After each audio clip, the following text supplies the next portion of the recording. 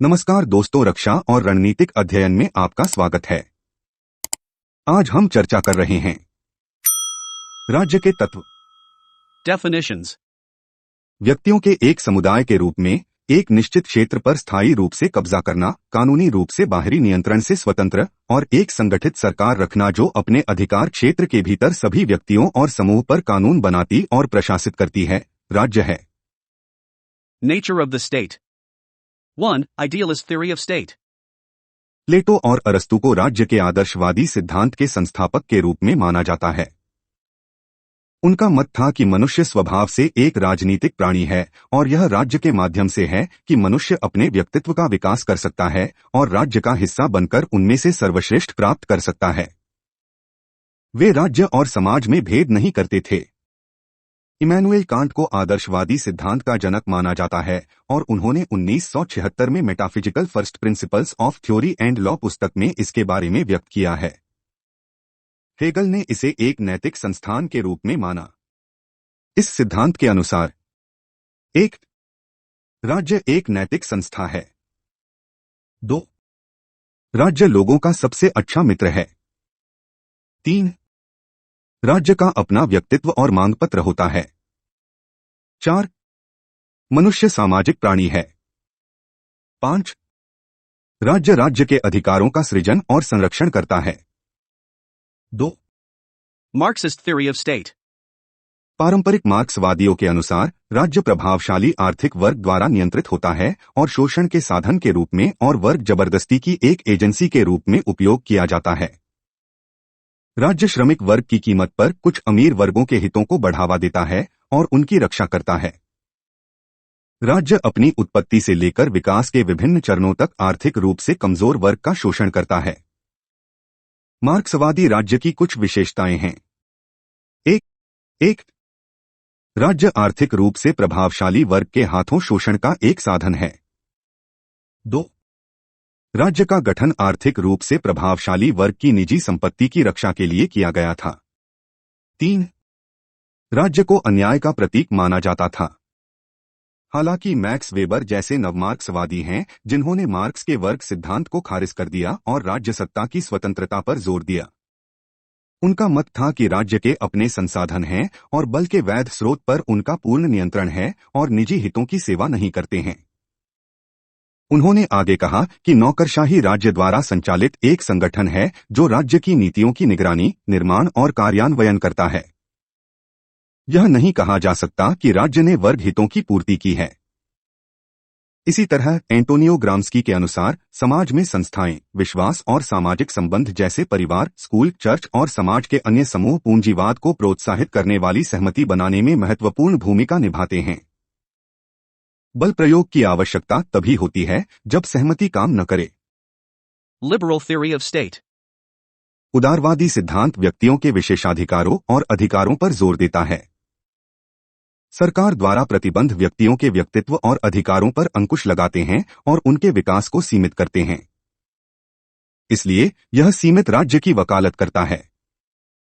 राज्य उदार है यदि वह व्यक्ति के व्यवहार, दृष्टिकोण और विचारों को स्वीकार करता है। राज्य के उदारवादी सिद्धांत की कुछ विशेषताएं। 1. यह व्यक्तियों के अधिकारों और स्वतंत्रता की वकालत करता है।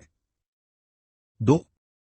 राज्य को लोगों के प्रति जवाबदेह होना चाहिए और एक सीमित राज्य है।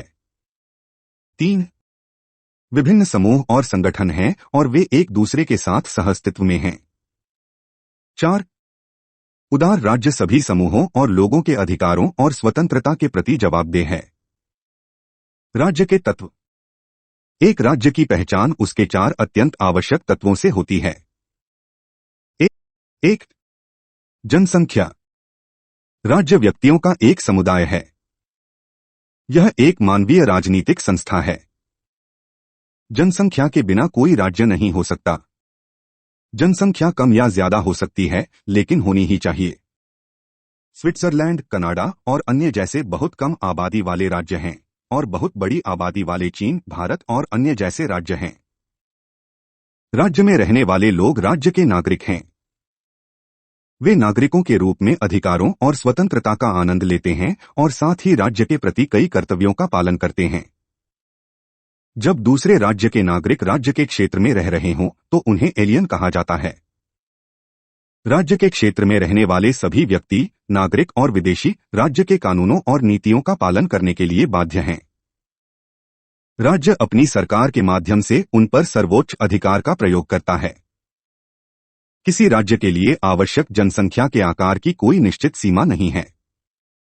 हालांकि यह माना जाता है कि जनसंख्या न तो बहुत बड़ी होनी चाहिए और न ही बहुत छोटी। यह एक उचित सीमा के भीतर होना चाहिए।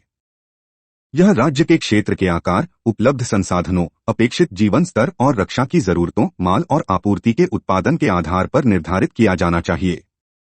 भारत में एक बहुत बड़ी और तेजी से बढ़ती जनसंख्या है और जनसंख्या वृद्धि को रोकने की हर जरूरत है।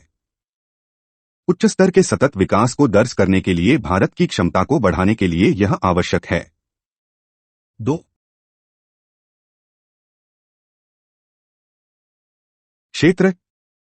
क्षेत्र राज्य का दूसरा आवश्यक तत्व है। राज्य एक क्षेत्रीय इकाई है। निश्चित क्षेत्र इसका आवश्यक घटक है। एक राज्य हवा में या समुद्र में मौजूद नहीं हो सकता। यह मूलतः एक प्रादेशिक राज्य है। किसी राज्य के क्षेत्र का आकार बड़ा या छोटा हो सकता है, फिर भी यह क्षेत्र का एक निश्चित सुचिह्नित भाग होना चाहिए। इसके अलावा यह ध्यान दिया जाना चाहिए कि राज्य के क्षेत्र में न केवल भूमि बल्कि नदियों, झीलों, नहरों, अंतर्देशीय समुद्र, यदि कोई हो, तटीय समुद्र का एक हिस्सा, प्रादेशिक जल या समुद्री बेल्ट, महाद्वीपीय शेल्फ, पहाड़, पहाड़ियां और सभी शामिल हैं। क्षेत्र के ऊपर वायुस्थान के साथ साथ अन्य भूमि सुविधाएं। राज्य के क्षेत्र में समुद्र में स्थित कुछ द्वीप भी शामिल हो सकते हैं। उदाहरण के लिए अंडमान और निकोबार और दमन और दीव भारत के हिस्से हैं। राज्य अपने क्षेत्र के सभी हिस्सों पर संप्रभुता का प्रयोग करता है। राज्य के जहाज इसके तैरते हुए हिस्से हैं और एरोप्लेन इसके उड़ने वाले हिस्से हैं। यहां तक कि एक राज्य भी अपने क्षेत्र को दूसरे राज्य को पट्टे पर दे सकता है, जैसे भारत ने बांग्लादेश को 3 बीघा गलियारे को पट्टे पर दिया है। 3. सरकार राज्य का संगठन या मशीनरी या एजेंसी या मजिस्ट्रेट है जो राज्य के कानूनों को बनाता है, लागू करता है और न्याय करता है। सरकार राज्य का तीसरा आवश्यक तत्व है। राज्य अपनी सरकार के माध्यम से अपनी संप्रभु शक्ति का प्रयोग करता है। इससे कभी कभी यह धारणा बनती है कि राज्य और सरकार में कोई अंतर नहीं है। हालांकि यह स्पष्ट रूप से ध्यान दिया जाना चाहिए कि सरकार राज्य का सिर्फ एक तत्व है। यह राज्य का एजेंट या कार्यकारी एजेंसी है। संप्रभुता राज्य की है, सरकार केवल राज्य की ओर से इसका इस्तेमाल करती है। प्रत्येक सरकार के 3 अंग होते हैं।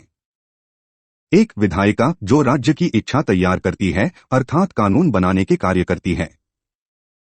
2 कार्यकारी, कानूनों को लागू करता है, अर्थात कानूनानुप्रयोग कार्यों को करता है। और 3 न्यायपालिका जो विशिष्ट मामलों पर कानूनों को लागू करती है और विवादों का निपटारा करती है, अर्थात न्याय निर्णयन कार्य करती है। सरकार समग्र रूप से वह साधन है जिसके माध्यम से राज्य की संप्रभु शक्ति का उपयोग किया जाता है। प्राचीन काल में राजा सरकार के सभी कार्यों को करता था और शासन की सभी शक्तियां उसके हाथों में केंद्रीकृत होती थीं। धीरे धीरे हालांकि राजा की शक्तियों का विकेंद्रीकरण हो गया और इनका प्रयोग सरकार के इन 3 अंगों द्वारा किया जाने लगा: विधायिका, कार्यपालिका और न्यायपालिका। सरकार के इन तीनों अंगों में से प्रत्येक अपने नियत कार्य करता है। न्यायपालिका की स्वतंत्रता भी एक स्थापित नियम है। विधायिका और कार्यपालिका के बीच संबंध कानून द्वारा परिभाषित किया गया है और यह सरकार के अपनाए गए रूप से मेल खाता है। सरकार के संसदीय रूप में, जैसे कि भारत और ब्रिटेन में काम कर रही है, विधायिका और कार्यपालिका निकटता से संबंधित हैं और बाद वाला सामूहिक रूप से पूर्व के लिए जिम्मेदार है। राष्ट्रपति के रूप में, जैसा कि संयुक्त राज्य अमेरिका में संचालन में है, विधायिका और कार्यपालिका स्थिर और निश्चित कार्यकाल वाले 2 स्वतंत्र और अलग अंग हैं और कार्यपालिका विधायिका के लिए जिम्मेदार नहीं है। यह सीधे तौर पर जनता के प्रति जिम्मेदार है। रूस, कनाडा, अमेरिका, भारत, चीन, ब्राजील और कुछ अन्य राज्य बड़े आकार के राज्य हैं, जबकि नेपाल, भूटान, श्रीलंका, मालदीव, स्विट्जरलैंड, टोगो, ब्रुंडी और कई अन्य छोटे क्षेत्रों वाले राज्य हैं। राज्य का पूरा क्षेत्र राज्य की संप्रभुता या सर्वोच्च शक्ति के अधीन है। इसके क्षेत्र के भीतर स्थित सभी व्यक्ति, संगठन, संघ, संस्थान और स्थान राज्य के संप्रभु अधिकार क्षेत्र में हैं। सरकार राज्य का एक अनिवार्य तत्व है, हालांकि यह नियमित अंतराल के बाद बदलता रहता है। इसके अलावा सरकार किसी भी रूप में हो सकती है, राजशाही या अभिजात वर्ग या तानाशाही या लोकतंत्र। यह या तो संसदीय या राष्ट्रपति या दोनों हो सकता है। यह एकात्मक या संघीय हो सकता है या इसके संगठन और कामकाज में इन दोनों का मिश्रण हो सकता है। समकालीन समय में प्रत्येक सभ्य राज्य में एक लोकतांत्रिक प्रतिनिधि, जिम्मेदार, पारदर्शी और जवाबदेह सरकार होती है। 4. संप्रभुता। संप्रभुता राज्य का सबसे विशिष्ट तत्व है। अकेले राज्य के पास संप्रभुता होती है। संप्रभुता के बिना कोई भी राज्य बाहर नहीं निकल सकता है। कुछ संस्थानों में पहले 3 तत्व, जनसंख्या, क्षेत्र और सरकार, हो सकते हैं, लेकिन संप्रभुता नहीं। राज्य के पास अपने सभी लोगों और क्षेत्र पर सर्वोच्च शक्ति का प्रयोग करने का विशेष अधिकार और विशेषाधिकार है। वास्तव में संप्रभुता वह आधार है जिस पर राज्य अपने क्षेत्र में रहने वाले लोगों के जीवन के सभी पहलुओं को नियंत्रित करता है। राज्य की सर्वोच्च शक्ति के रूप में संप्रभुता के 2 आयाम हैं, आंतरिक संप्रभुता और बाहरी संप्रभुता। आंतरिक संप्रभुता। इसका अर्थ है राज्य की शक्ति उन सभी लोगों, समूहों और संस्थानों की गतिविधियों को व्यवस्थित करने और विनियमित करने के लिए जो इसके क्षेत्र में काम कर रहे हैं। ये सभी संस्थाएं हमेशा राज्य के कानूनों के अनुसार कार्य करती हैं। राज्य उन्हें अपने किसी भी कानून के हर उल्लंघन के लिए दंडित कर सकता है। 2. बाहरी संप्रभुता।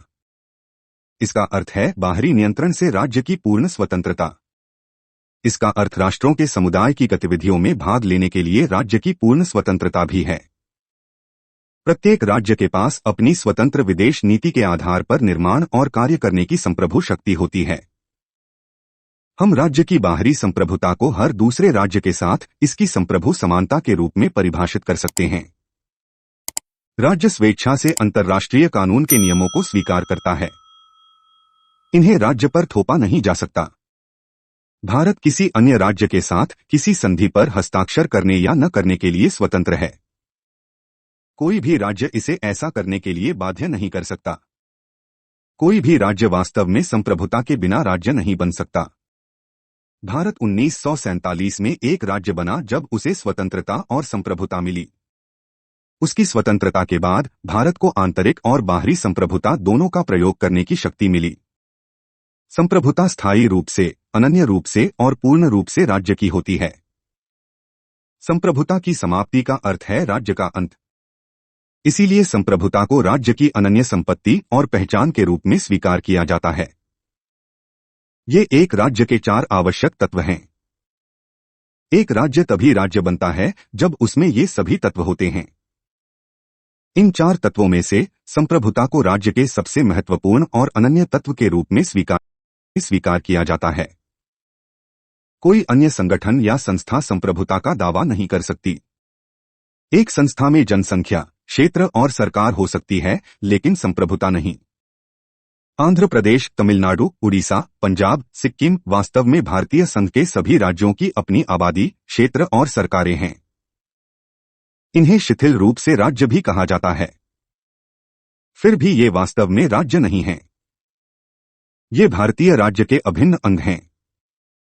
संप्रभुता भारत की है। 1975 में भारत में शामिल होने से पहले सिक्किम एक राज्य था। अब यह भारत के 28 राज्यों में से एक है। यूएनओ एक राज्य नहीं है और ऐसा ही राष्ट्रमंडल राष्ट्रों का मामला है क्योंकि इनके पास संप्रभुता नहीं है। सार्क कोई राज्य नहीं है। यह केवल दक्षिण एशिया के संप्रभु राज्यों का एक क्षेत्रीय संघ है। भारत, चीन, संयुक्त राज्य America, Britain, France, Germany, Japan, Australia, मिस्र, दक्षिण अफ्रीका, ब्राजील, अर्जेंटीना और अन्य ऐसे देश राज्य हैं क्योंकि इनमें से प्रत्येक में राज्य के सभी 4 आवश्यक तत्व हैं। इन चारों तत्वों की उपस्थिति ही राज्य को वास्तविक राज्य का दर्जा देती है। Conclusion. हालांकि राज्य के संबंध में अलग अलग परिभाषाएं दी गई हैं, लेकिन राज्य की कोई सार्वभौमिक रूप से स्वीकृत परिभाषा नहीं है। राज्य के संबंध में विभिन्न विद्वानों ने अलग अलग विचार दिए हैं। राज्य के आदर्शवादी सिद्धांत में राज्य के मार्क्सवादी और उदारवादी सिद्धांत की तुलना में अलग अलग विचार हैं। इसलिए राज्य की परिभाषा और प्रकृति समय की आवश्यकता के अनुरूप बदलती रही है। वर्तमान में एक कल्याणकारी राज्य है जिसे अपने क्षेत्र में रहने वाले लोगों के कल्याण के लिए काम करना है। कल्याणकारी राज्य को विशेष रूप से सामाजिक और वित्तीय आवश्यकता वाले लोगों के स्वास्थ्य और कल्याण की रक्षा करनी होती है। इसके बाद राज्य की प्रकृति के साथ राज्य के कार्य भी बदलते रहे हैं। इसलिए राज्य की परिभाषाएं, प्रकृति और कार्य बदलते रहे हैं और कभी भी समान नहीं रहे हैं। From